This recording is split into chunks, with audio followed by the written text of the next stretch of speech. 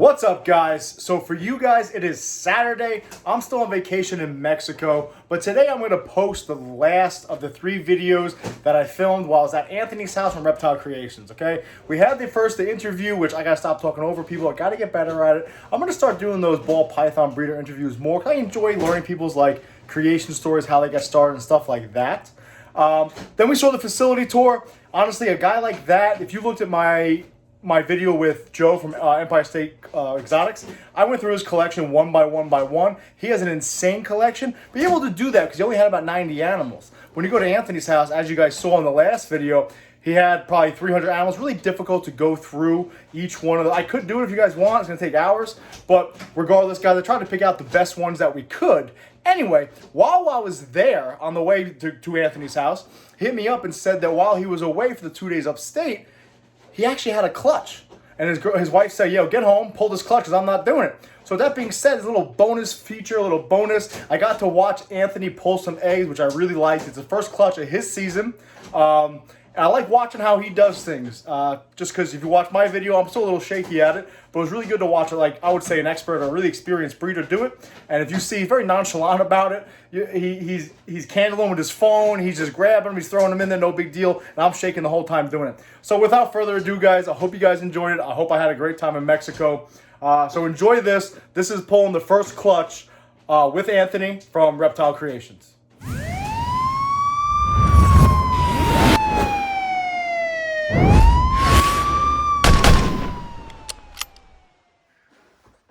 So we're still at Anthony's house. He's still giving me my 1 or 2 views for my 3 cents. And we're going to pull a clutch. So you're upstate. Yep. Your wife hit you up, said, yo, come home, pull some clutches. Right. So what we got? So we got a pastel double het ultra male clown female. I bred a clown het ultra male to her, and she gave me a clutch. So oh, awesome. So you might still get some clown ultra males in here. Could get, I think it's a 1 in 8 chance. Okay. We'll see. She's a little feisty. That is awesome. Let's see how she's doing here. Oh, she's good. So that's her I don't want to get bit tactic? She'll probably still bite me. We'll see. So are you very, very if you watch my egg pulling video, not so good. So you're kind of moving around a lot. I guess you feel like it doesn't really matter? Nah, they're all stuck together right now. Look, okay. She's pretty empty. Yeah, so what do? You go through, you just feel her up? So I fill her up. I'll clean her and her tub out in a little while. Eggs all stuck together. You normally, what do you wash her off? I probably throw a wet rag over her, and do you weigh the eggs or anything? I clean this, I clean all the aspen, I clean the whole tub out, chlorhexidine, everything, and I'll offer her a meal in a week. So I noticed you use perlite, right? Perlite. Opposed to vermiculite. Right. Why is that? I've always used perlite. I never have eggs actually sitting on the substrate. They're always suspended. I use these sim containers. I love them.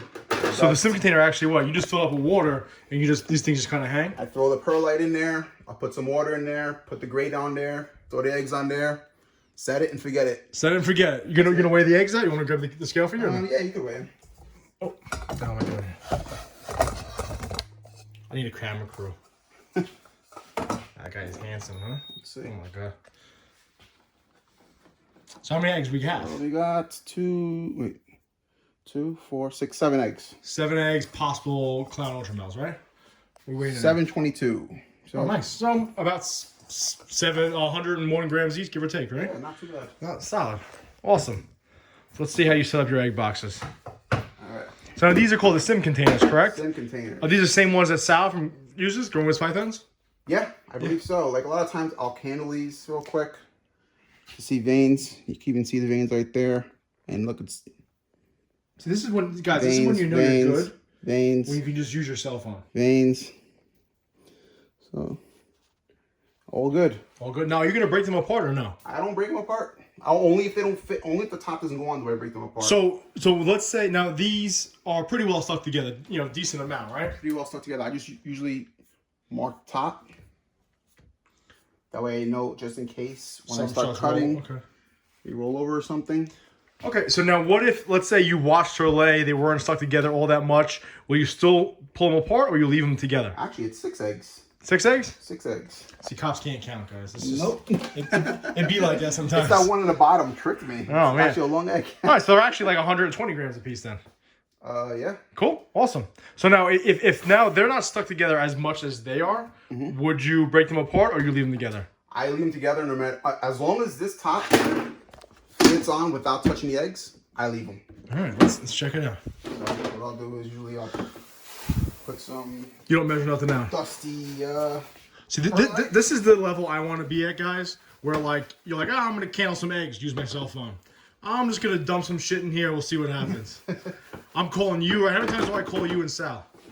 I'm like, I don't know what's going on over here. So that's it, I put it right to that level right there. And then I'll... some clear Pepsi.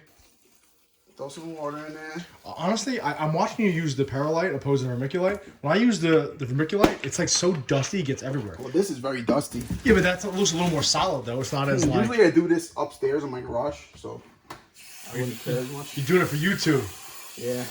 So how much water do you actually put in there? Decent amount, huh? Yeah. It doesn't really matter as long as the water's not touching the eggs. So, like... So, theoretically, you could legit just put, like, water down below it. That's perfect right there. So why do you consider it perfect? Look how wet it is. Okay. The water's not above the perlite. Perfect. Good to go. So if you really wanted to, you could legit just use water. Just use water, yeah. So I mean, the reason why a lot of people... I use this pretty much so the water's not sloshing around in there, you know? Oh, so these actually get... Like people have used sponges and had success, you know? Gotcha. So these actually sit right on this little level right here. Right on a little ledge here. Oh, that's awesome. And then you would take this. That's it, huh? You don't use... The top. You don't use press and seal? Don't use press and seal for these. These you don't need press and seal. Really? That's it. Awesome. Done. All right. That's Right in the incubator. I use what are they? Sea serpent incubators, the hot box. Yeah, the hot boxes. I use those. I have two of them, two 160-inch, 148-inch. There's our boy Joe there. Yo! Look at him. And that's it. I usually give him 60 days before I cut, just to make sure. And I never have a problem. Unless I see one pip, then I'll cut. Okay, so what do you incubate at? What temperature? 89 degrees. 89 degrees. And you give them how many days? I give them 60 days to pip. Sometimes they'll pip at 55. If cut they do, then I'll cut the rest of the clutch. Okay. If they don't pip at 60, I cut it at 60 anyway, and I never have issues. So you're cutting at 60 no matter what. Right. If they pip earlier, they all get cut. Right. Okay. Awesome. 60 is the safe number for me. Now, what clutch number is this for you for the year? This is number 1. Oh, that's your first clutch? First clutch. Why didn't we could have made a big deal about this. I usually, for some reason, my clutches come in. I start December 1st. I breed till June, till May 31st. And my clutches usually come around mid to late April. And I'm getting clutches all the way until October. See, look, Anthony just came up with content. All right, so let's talk about this. So you start pairing December 1st. Mm-hmm. So that's when, is there any reason for that, or that's just... I've always done it that way. I feel like if I had a male from the previous year, he's already about 18 months, give or take, 16, 18 months, and he's ready to go. Okay. So, and then you start seeing eggs, I guess, as early as April? April, around now. And you'll have eggs all the way through October? Yeah. And then you pretty much start pairing in about 2 months from there? Then from October, if that female...